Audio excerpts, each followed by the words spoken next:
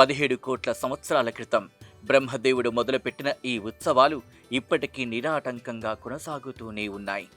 సకల దేవతాగణాలు, ఋషులు, రాజులు ఇలా ప్రతి ఒక్కరూ తమ స్థాయికి తగ్గట్టు దేవదేవుడికి ఉత్సవాలు జరిపించి సంతోషింపజేశారు. ఎందరో మహారాజులు తమ విజయ పరంపరకు చిహ్నంగా తిరుమలేశుడి బ్రహ్మోత్సవాలు నిర్వహించారు.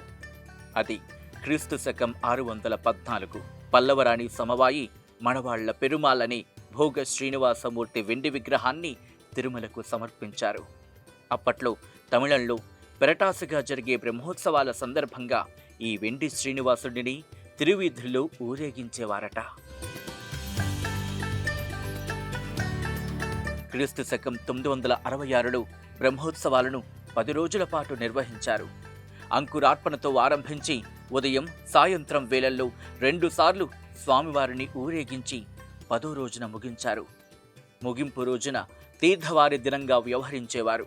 3-4 శతాబ్దాల తర్వాత తీర్థవారి దినాన్ని మరొక రోజు పొడిగించి విదయాత్ర పండుగను నిర్వహించారు. ఆడి తిరునాళ్ల పేరుతో క్రీస్తు శకం 1254లో తెలుగు పల్లవరాజు విజయగండ గోపాలదేవుడు, క్రీస్తు శకం 1328లో త్రిభువన చక్రవర్తి తిరువేంకటనాథ యాదవరాయలు శ్రీనివాసుడి ఉత్సవాలు నిర్వహించారు.